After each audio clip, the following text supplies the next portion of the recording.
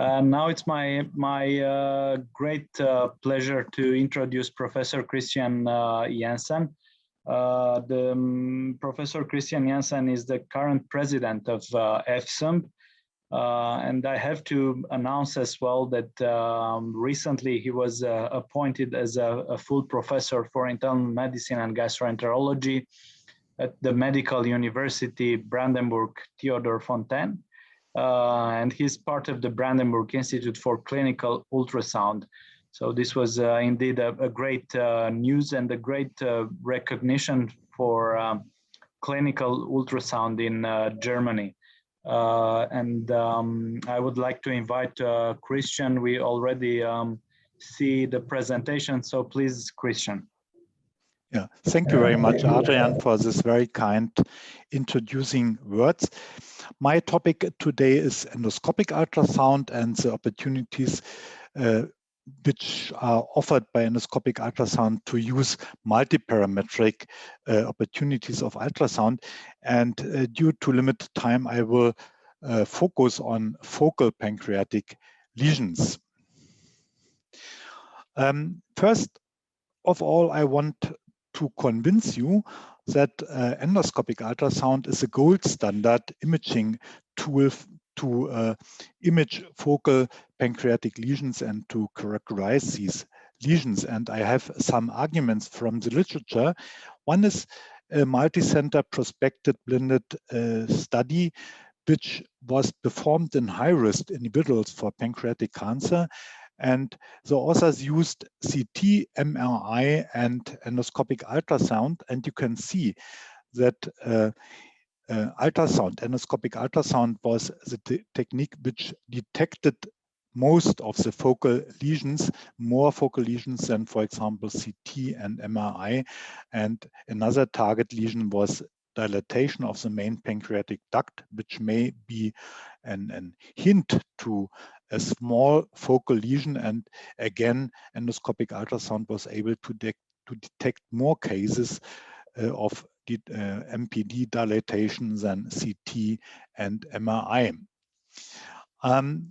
It is very important to detect pancreatic cancer in a very early stage, and maybe we can define an early pancreatic cancer to be in the region of 10 or maximum 20 millimeters. And this is a Japanese study with 60 solid pancreatic neoplastic tumors measuring less than 20 millimeters, all with surgical pathology. All of them had been resected. And among them, there were 41 cases between 11 and 20 millimeters, and you can see that the sensitivity with endoscopic ultrasound, and in this case with contrast-enhanced endoscopic ultrasound, was higher compared to contrast-enhanced CT and MRI, and as well the accuracy was higher with the same specificity like CT, but the higher specificity compared to MRI. And if we look to the very small lesions, which are much interesting, because if we can detect such a pancreatic cancer with a diameter of less than 1 centimeter, this is a real chance to cure the patient. And again, you see contrast-enhanced endoscopic ultrasound in this small group, of course, of patients was able to detect 7 of 10 pancreatic cancers measuring less than 1 centimeter. And this was possible with MRI only in 50% and with CT only in 20% of cases. Now I want to introduce you to the multiparametric ultrasound toolbox we can use in endoscopic ultrasound of the pancreas. And in my opinion, the most important technique is contrast-enhanced endoscopic ultrasound. And we have 2 modalities. One is the older on the left-hand side, working with a high mechanical index and with lower doses of the contrast medium, of the contrast agent. It is also called contrast-enhanced Doppler endoscopic ultrasound, CE-EUS. This older technique is not so sensitive like the low MI technique, which you can see on the right-hand side, which is also called contrast-enhanced harmonic endoscopic ultrasound. And in both cases, this is the same patient shown with some proliferations, neoplastic proliferations within a cystic lesion of the pancreatic body. And you can see both techniques show that this lesion is highly vascularized, but the harmonic technique is more able to visualize the complete neoplastic lesion within the cystic tumor of the pancreas. The other important technique of the multiparametric toolbox of endoscopic ultrasound with regard to the pancreas is elastography. You have already heard from Alina that we can use strain elastography and shear wave elastography when we perform transabdominal ultrasound of the pancreas. And in the last 2 years, we are now able to have both modalities also with endoscopic ultrasound systems. The older technique with regard to endoscopic ultrasound is strain elastography, which is shown on the left-hand side, and shear wave elastography was introduced by Olympus company into the endoscopic ultrasound toolbox, I think 2 years ago. And with both techniques, we have the possibility to quantify. Of course, shear wave elastography quantifies very accurate if you have a good image. But with strain elastography, we have a semi-quantification. And one technique is to use the strain ratio. There's one problem because we have in literature, in several studies, different strain ratios. One strain ratio would be to compare the nodule to parenchyma, as shown in this case here. This is a harder lesion, and it is compared to the surrounding pancreatic parenchyma. And another technique, this was a primary described technique by the Spanish group of Julio Iglesias Garcia, is to compare the lesion, the stiffness of the lesion, to the softest lesion within the region of interest. And therefore, we have different cutoff values because both techniques are used in the literature and in clinical practice. A little bit more objective form of quantification with strain elastography in endoscopic ultrasound is a strain histogram.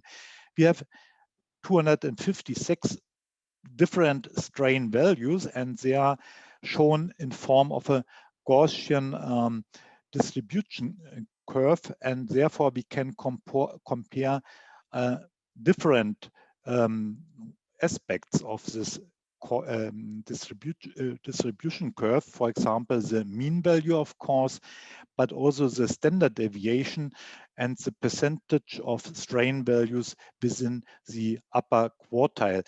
You can see this very nicely with these two curves. The one was shows the stiffness distribution within this harder part of the pancreas. This is a chronic pancreatitis, and this was an area of fibrosis after healing of an acute attack of pancreatitis. And this is a broader distribution of strain values within the normal pancreas, adjacent to this a little bit more hypoechoic and stiff area of former acute pancreatitis, now healing with fibrosis. Now I come to applications, to clinical applications with regard first to pancreatic solid lesions. And Alina already told you that with transabdominal ultrasound, the pancreatic ductal adenocarcinoma is a hypervascular lesion. And this, of course, is also true with endoscopic ultrasound. And you see here one example. You see that the surrounding parenchyma, of course the vessels, but the surrounding parenchyma of the pancreas is more enhancing than the ductal adenocarcinoma, which has some vessels but has a lower value of enhancement. And this is true not in all cases of pancreatic ductal adenocarcinoma, because this is a heterogeneous disease, but in nearly 90% of cases we can observe the pancreatic ductal adenocarcinoma being a hypovascular, a hypoenhancing tumor. And this is another malignant tumor of the pancreas. It is a neuroendocrine tumor, and you see this is a hyperenhancing tumor. It is a little bit heterogeneous with enhancement, but you can see that it is clearly more enhancing than the surrounding tissue. And after performing contrast-enhanced ultrasound, we performed biopsy and showed that this is a high-grade neuroendocrine tumor, nearly a pancreatic neuroendocrine cancer. And nearly all other non-ductal pancreatic adenocarcinomas, neuroendocrine tumors, but also, for example, intrapancreatic accessory spleen, or the solid form of a solid type of the microcystic serous adenoma of the pancreas, are isoenhancing or hyperenhancing lesions compared to the hypoenhancing ductal pancreatic adenocarcinoma. And very important, I already mentioned the small pancreatic cancers. This is also true for the group of small solid pancreatic lesions. We performed a large multicenter retrospective study, and in this study, including only tumors which had a diameter of a maximum of 15 millimeters, pancreatic ductal adenocarcinoma was not the most often the most frequent lesion. Only 37% of the solid pancreatic lesions were ductal adenocarcinoma. The most frequent lesion was neuroendocrine tumor, and we had some metastasis and other tumors already mentioned by me.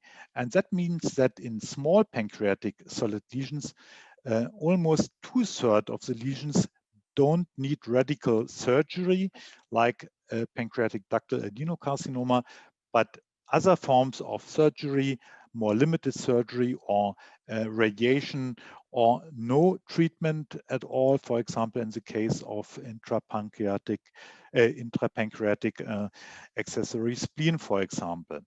And this rule of 90%, that 90% of ductal pancreatic adenocarcinoma are hypervascular tumors, this is also true for these small lesions, and 91% of the PNET, the pancreatic neuroendocrine tumors, were hyper or isovascular in this study. That means for differentiation between ductal adenocarcinoma and non-ductal adenocarcinoma in this group of very small focal pancreatic lesions, contrast-enhanced endoscopic ultrasound is very accurate, similarly accurate than for larger lesions. And this is also true for elastography. Most of the larger pancreatic lesions are hard lesions, not only ductal adenocarcinoma. I have shown you an example of a fibrosis of the pancreas after acute attack of pancreatitis, which was also harder than the parenchyma, the surrounding parenchyma. But in small pancreatic lesions, smaller than 15 millimeters, most of the lesions are not stiff. And if you will find a lesion which is soft or isoelastic compared to surrounding pancreatic parenchyma, as for example, as in this small hypoechoic lesion, which is isoelastic or even a little bit softer than the surrounding parenchyma, you can be very, very sure, we know that from the study, that this is not a pancreatic ductal adenocarcinoma. There's a very high negative predictive value of this finding in small pancreatic lesions, and this will help you very much to discriminate pancreatic ductal adenocarcinoma and the other not so malignant, not so worrisome lesions in the pancreas. There's another interesting study which has been published this year, and it again showed that most of these lesions, these small lesions, are not ductal adenocarcinoma, and they found that the combination of two features, a soft lesion, as shown in this case, an isoelastic lesion, and no dilatation of the main pancreatic duct, has a 100% negative predictive value for the diagnosis of ductal adenocarcinoma. I will show you 3 short clinical cases. This was an 80-year-old female with non-specific upper abdominal complaints. You see a little bit dilated pancreatic duct, but we were not able to find the reason for that. We didn't see any focal lesion in the pancreatic head. You can see there are some artifacts from the duodenum, and we didn't see any lesion. But we, of course, performed endoscopic ultrasound, and now here's the papilla. You see the dilatation of the main pancreatic duct. You will see also dilatations of small ducts, side branches, and using elastography, it is well defined that there is a focal lesion which is harder than the surrounding parenchyma, and this is highly predictive of ductal adenocarcinoma. And there are also studies and meta-analysis showing that this is very sensitive, not so much specific, but very sensitive. And Adrian Savtoyo and his group several studies contributing to this meta-analysis. Second step is to perform in the same session contrast-enhanced endoscopic ultrasound in the harmonic mode, and you see again that this lesion is hypervascular. Here we use a form of an addition mode. We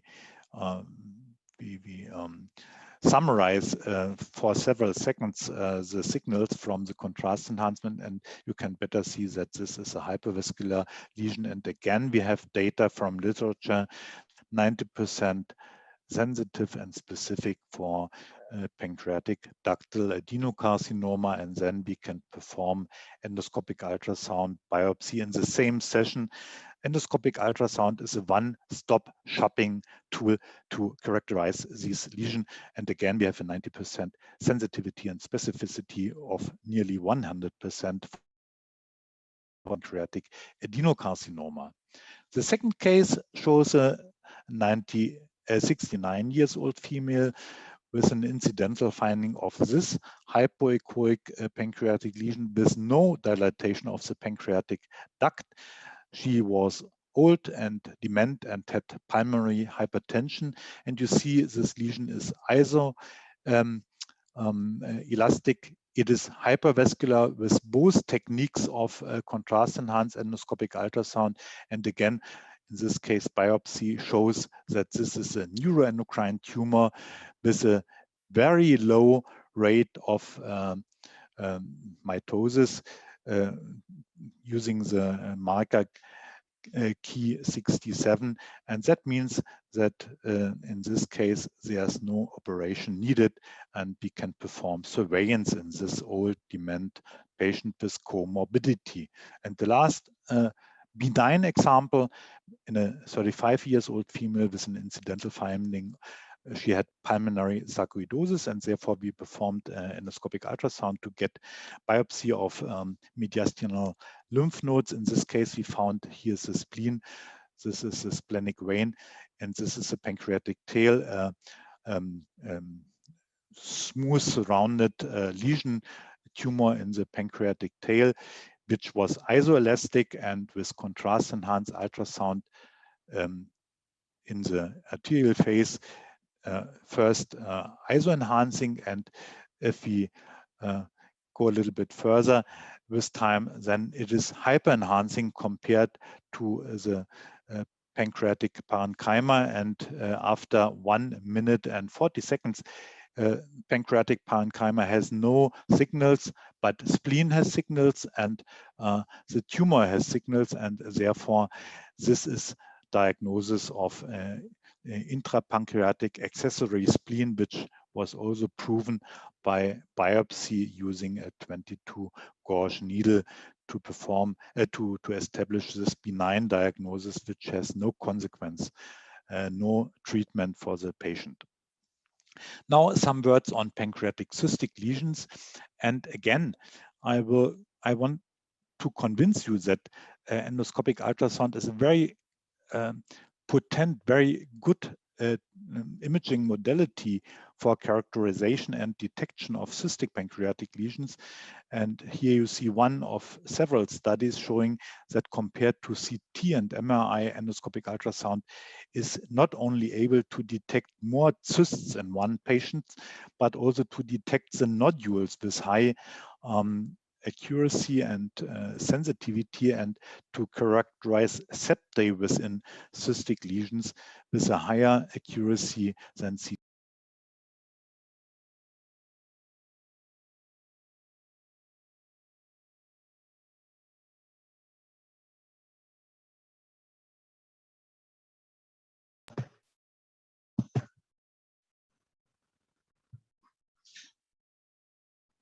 I think Christian has been disconnected. I'm not sure if we can reconnect him.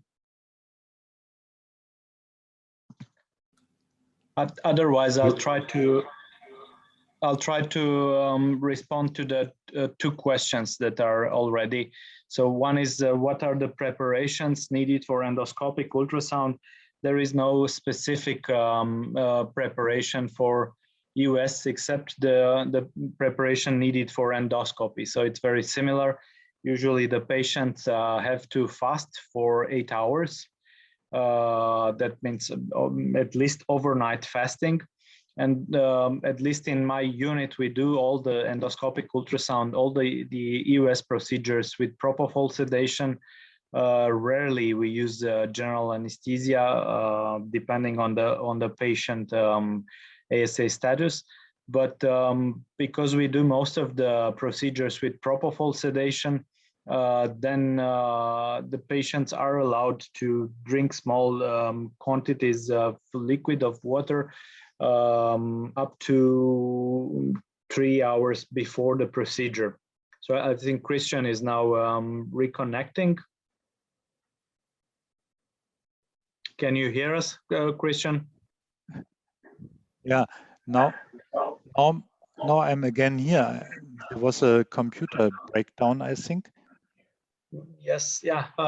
Meanwhile, I answered the first questions concerning the preparations for endoscopic ultrasound.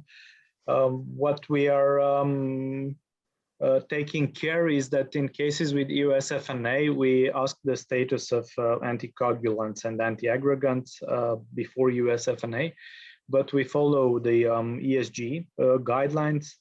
So the anticoagulants and antiaggregants have to be interrupted before EUS FNA biopsy.